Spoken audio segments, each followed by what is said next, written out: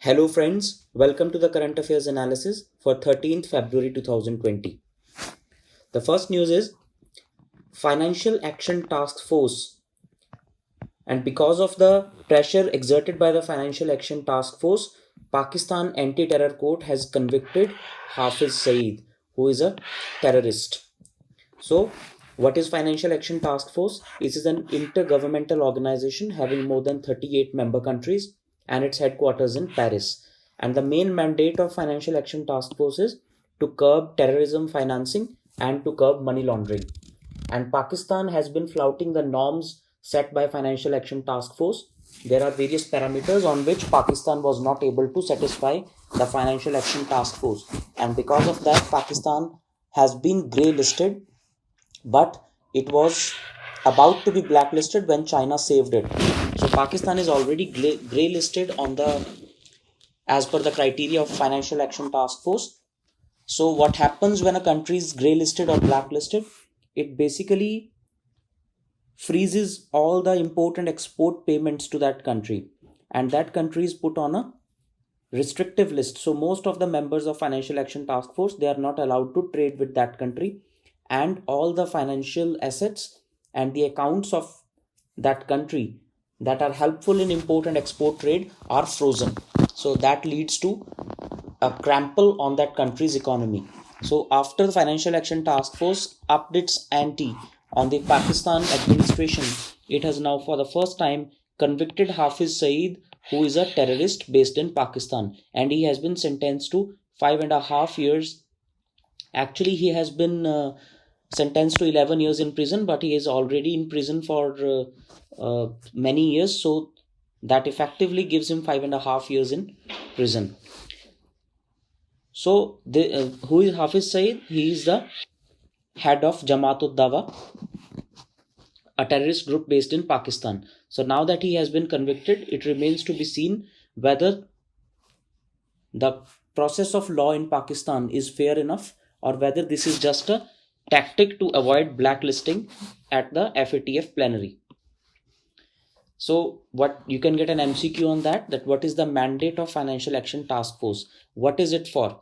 Is it to stop money laundering, or is it to stop for terrorism financing, or is it to stop the tax evasion, or both A and B? So the answer is both A and B. This is the correct answer. So the mandate of FATF is to stop money laundering and to stop terrorist financing. This is a very important news we have found today. Actually, it is not a good news, it's a bad news for the economy, because the factory output, that is the index of industrial production, has shrunk by 0.3%. So it is minus 0.3% for last month, that is December 2019. And retail inflation, on the other hand, has gone up. So retail inflation is now 7.59% for January 2020. So this is a worrisome development that we have witnessed. So the production is going down whereas the inflation is going up. This is a very bad moment for Indian economy. And why the index of industrial production is going down? The IIP includes so many industries, but these 8 core industries form more than 40% of the total weightage under the index of industrial production. And these 8 core industries are coal, natural gas, crude oil, refinery, cement, steel, fertilizer, and electricity. So these 8 core industries contribute more than 40 to 41% of the index of industrial production. And if the entire IIP is going down, that means we are not creating enough infrastructure. We are not investing more in the capital goods industry. So let us see the analysis in detail. Basically, if we see sector wise, manufacturing has the highest weightage of 77% in the IIP, and mining has 14% share, electricity has 8% weight. So that means if manufacturing has the highest weight, that is around 77.6%, that means the manufacturing is going down. So this is the analysis. In December, while the production of primary goods and intermediate goods has picked up, but that of capital goods has contracted heavily. And what are capital goods? Capital goods are the machinery items. And if the capital goods has contracted, this shows that there is little demand for new machinery, which in turn shows there is little enthusiasm in the economy to make new investments. So the major reason why IIP is going down is because the sentiment of the economy is down and the businesses are not ready to invest into capital. So the other three categories that have witnessed contraction, the other three categories have also witnessed contraction, but capital goods industry has witnessed the most. So that means businesses are not ready to invest into businesses. Another important news is the Department of Military Affairs, which is a newly conducted department under the Ministry of Defense. So Ministry of Defense has various departments like Department of Defense Production, Department of Ex-Servicemen Welfare, etc. And a new department has been created called the Department of Military Affairs, which will be headed by the newly created designation, that of Chief of Defense Staff. So CDS is a new post created and he will be heading the Department of Military Affairs, and General Bipin Rawat is the first CDS of the country. So he will be heading the Department of Military Affairs, and this news is about the studies for creation of joint commands. So what are joint or theater commands? Basically, there are three wings of military in the country: Army, Navy and Air Force. Joint commands are required for warfare. Joint commands or theater commands are required for the purpose of operational flexibility and for the purpose of coordination among all the three forces. And for that purpose, new commands will be created, which will be headed by the Chief of Defense Staff. And the Department of Military Affairs has prepared a 100-day plan under which the entire Department of Military Affairs will be revamped, will be restructured, and new theater commands will be set up throughout the country, so that in the event of any war or in the event of any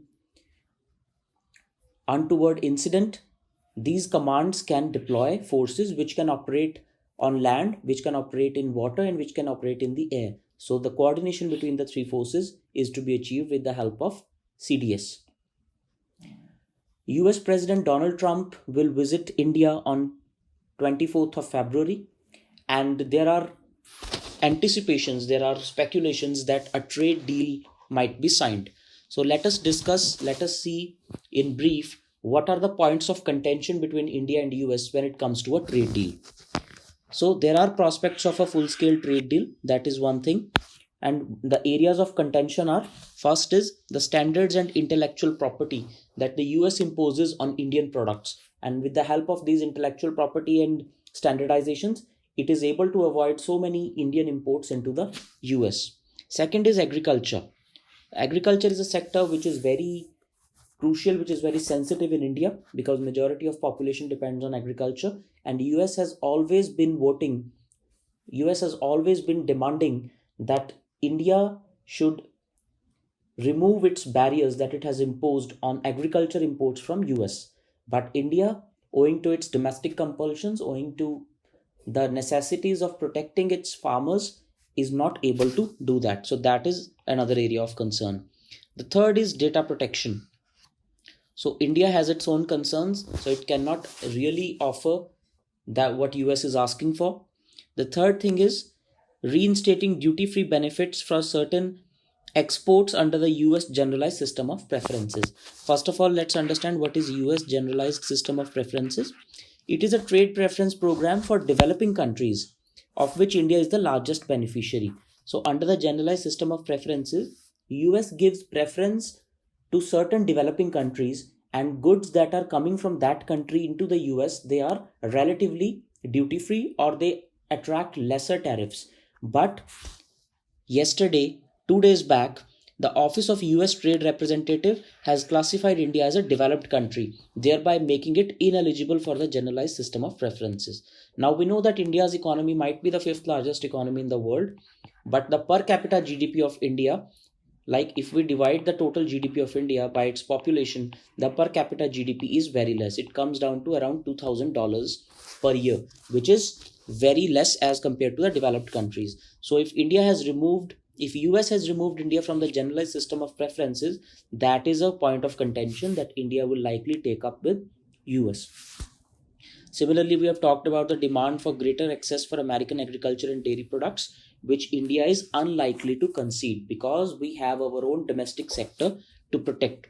And just the way India has exited the Regional Comprehensive Economic Partnership, which was a partnership of 16 countries, and India was the only country to opt out of the RCEP to protect its domestic industry and its domestic agriculture, the same logic is likely to be applied for a trade deal with the United States of America. So, another point of contention is medicine and medical devices. So, India has put various price constraints on medical devices such as stents and knee implants, but the US is demanding that such restrictions be removed. India cannot do that because in India, majority of people are poor and they require these medical devices and implants at a subsidized prices. So that is another point of contention. A free trade agreement is not likely to happen at the moment, this is for sure, but these are all speculations. So we have to wait for the 24th of February to know that out of all these contentious issues, how many issues find a mention in the trade deal, if there is any.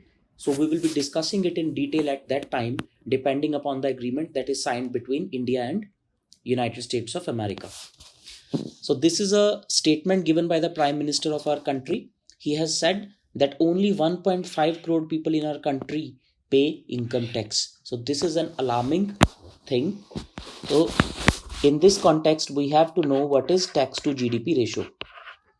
Tax to GDP ratio is that of the total GDP of the country, what is the proportion of taxes that the people actually dole out. So in India, the tax to GDP ratio is less than 11%. Less than 11%, which is very dismal. In countries like United States of America, the tax to GDP ratio is more than 24%.